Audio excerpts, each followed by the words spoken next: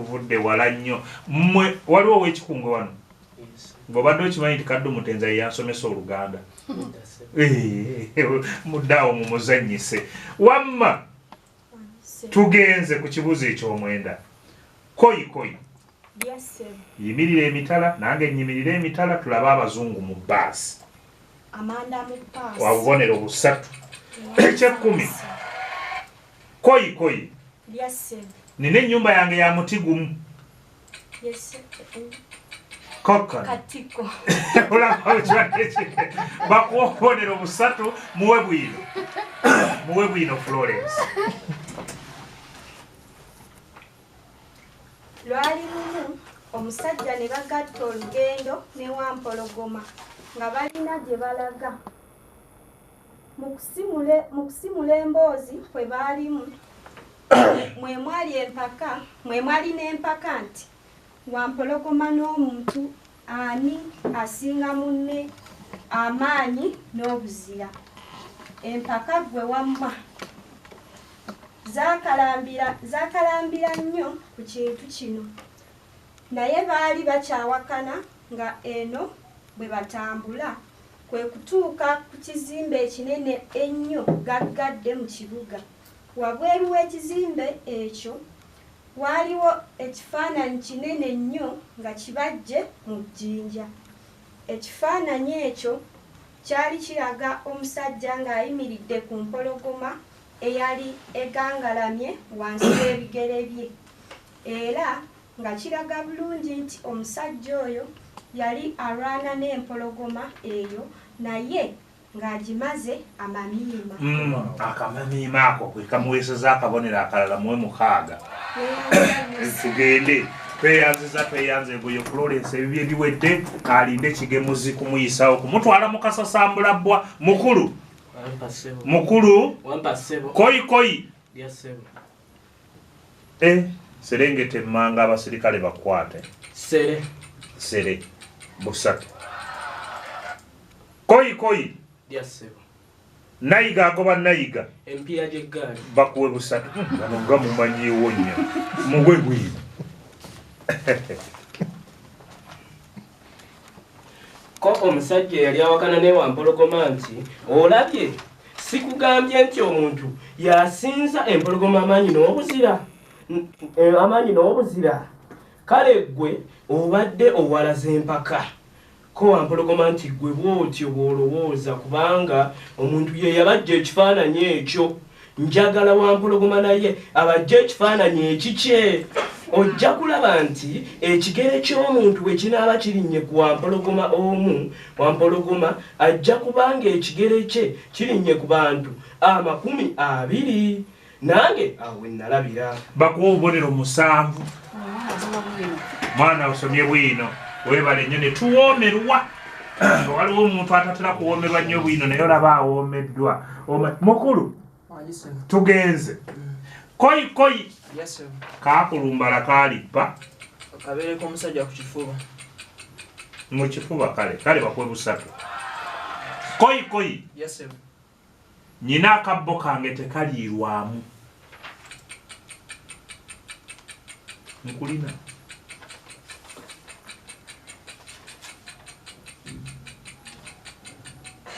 wakayima tewali kaako kasolya kanjo kakulanga akabbo bakuwe bwino.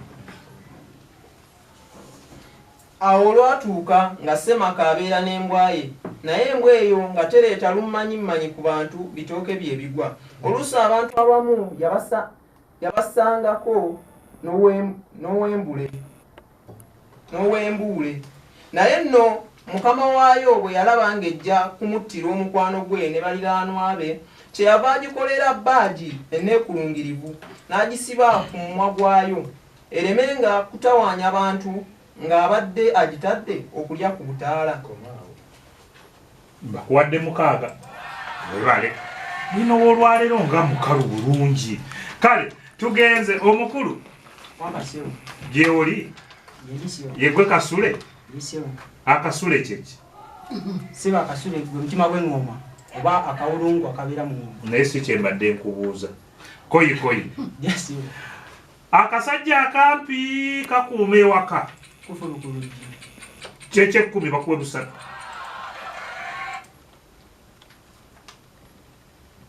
Koyi. Taata amyuse ebbina. Empapaayi. Bakuwe busatu. Kyo. Bwamasoma bwino. Embwa bwe bagisibaako baagi ku mumwa nerowooza nti bagiwadde ekitiibwa kiyitirivu okwesunako neyeesunako. Kyeyava eraga mu katale ng'egenda yeekulubbya. Bwe yatuuka muli n'etandika okusattira ng'omukungu eyeekoonye. Eno nga bwewuuba baagi yaayo buli muntu akyuke ajoote mugiro. Naye mukwano gwayo bwe yalaba ng'eyitiridde okweyisa kyeyava egikuba akaama nti owange lekaawo okweyisa bwotyo mu lujjudde. Baagi gye bakusibyeko si yakulaga nti oli wa kitalo nnyo, naye yakulaga nti empisa zo nsiiwuufu. Nange awo nalabira. Kale tweyanze bakuwadde obubonero nno butaano naye nga mwebale nnyo mwenna babaddeko ekyapa kuzaawo mukyala Joyce atunda akacaayi weebale nnyo weebalire ddala okuteerako abantu Akabbiinkano. Yasiini wangaye mbufu abamanyi Oluganda otuleka Yasiini kozi gwe mugerwa Yasiini gwe kafeero Yasiini. Naye kale mwenna mwebale nnyo ab'ekyapa kuzaawo ababodaboda abali awo ku Mbalala stage mwebale nnyo mwebalire ddala abali katebe awo wamama Jovani mwebale nnyo mwebalire ddala. Omukongo Kagombo wa Mugwanya complex webale nnyo webalire ddala. Twagala kwebaza nnyo bannaffe aba Winners Junior School wano mu Kirinda Nyendo Masaka. Bannaffe bano ng'oyisiza akatale kisaawe ky'Ekasana. Essomero lyaffe liri awo lya primary tutwala bannasale ebitone by'abaana tubijjayo bulungi nnyo mutuwa abaana kuba ku noti 751 58 39 13 Bukoma Nsimbi Senior Secondary School ya O ne A level. Essomero lino lirina buli kimu ekisobola okukuuma omwana ng'ali ku byakusoma. Abalezi n'abawala libatwala lirina omusingi gw'eddiini mwattu n'abasomesa basomesa n'ebyemikono. Omwana waavaayo mwattu ng'ayina akya kompyuta weeziri kuba ku noti 7 noti 16 24 71. Tulinawo Masaka Parents Corner Weka Nasarande Primary School. Bannaffe bano bali wano.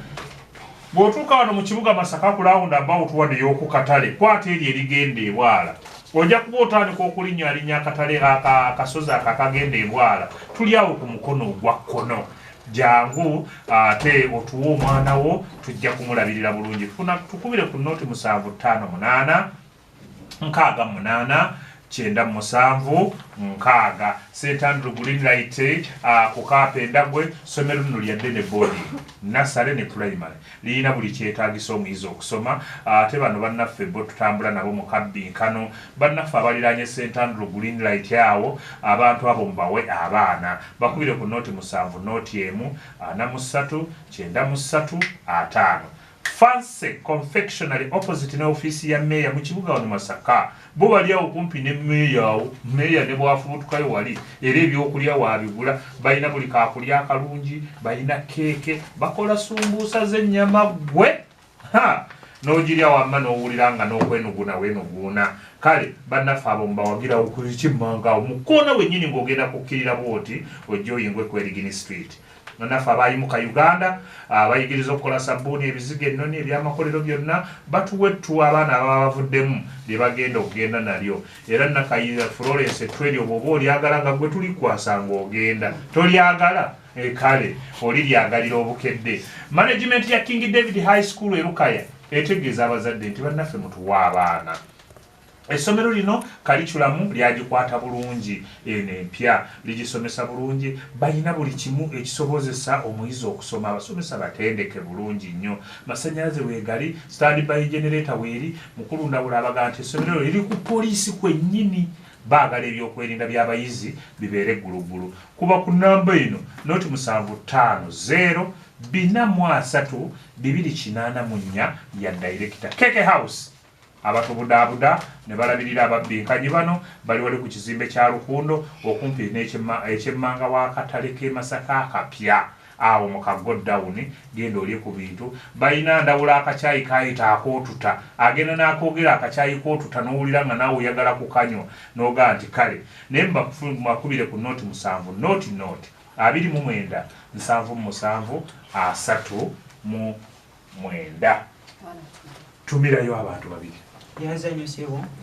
nze Kasula Joseph okusookera ddala nebaza omukyala Mugeja Alice n'omwami James Kakanda abikyajulira baagala nnyo nentumirako n'emikono gyange Wampi Katola abamperekeddeko era bali awo ku reception ne Wampi waali ne Wampi sebo waali ate akamanyi mpewo y'emagombe ne Katola sebo kale nebaza era n'abasomesa abanyambyeko n'abayizi ba Kaboko Secondary School Edi teacher mukulu Kamya Alfred kale tobamalayo gwe tutumirira awo tovaawo tuulaawo tumirako mami wange Josephine Divine kimanyi mumpuliriza leero tumirako omusomesa wange Luswata Mayiga Keriwe bale kunfaako director waffe omulungi Asafu Mr. Kanyankole Andrew HM deputy tumira mufumbi kati banaye Kanizi tumiddeko nawe bali omulimo gw'okola mubemete kakirimu kasooka wuwo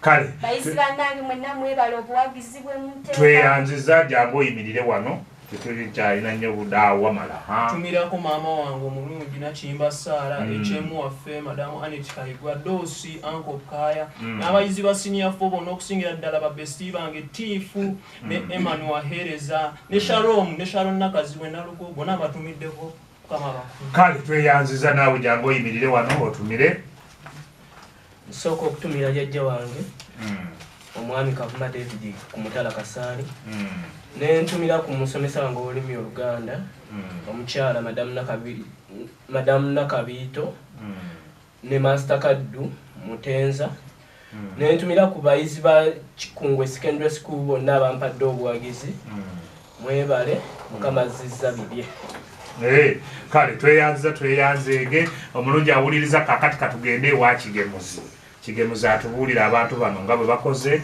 aye n'oluvannyuma mbawulire akyekigenda okuddako naye kigemuzi ono nga tannatuwa bagenda kuddawo njagala kutegeeza Sega wa Joseph oli wa Kikungwe Secondary School Bukirwa Shadia Kyotera Parents kwagala kwe Juliet Malongo Baptist ne Nakigudde Jennifer St.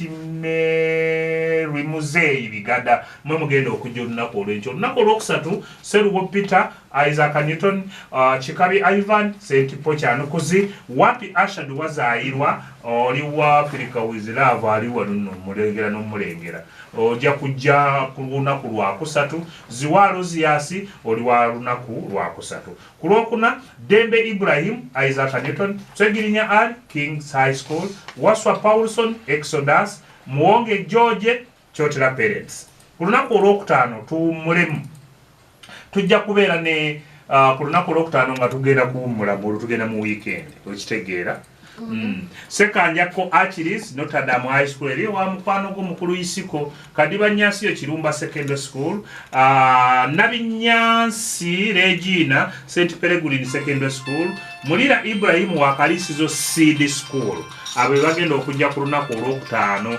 Mulira oli ujja kujja ku lwakutaano nkiddamu Mulira Nabinyansi Kadiba Nyansiyo ate ne Sekanjako Achilles be mugenda okujja ku lunaku olwo akati omukulu ono ogenda n'olaba ensonga bwe zityo katugende mu maaso neyanziza nnyo neyanzege tubadde n'abaana bana olunaku olwaleero tuli ne Kasula Joseph okuva ku Kabuoko SS ne tubeera ne Nakazi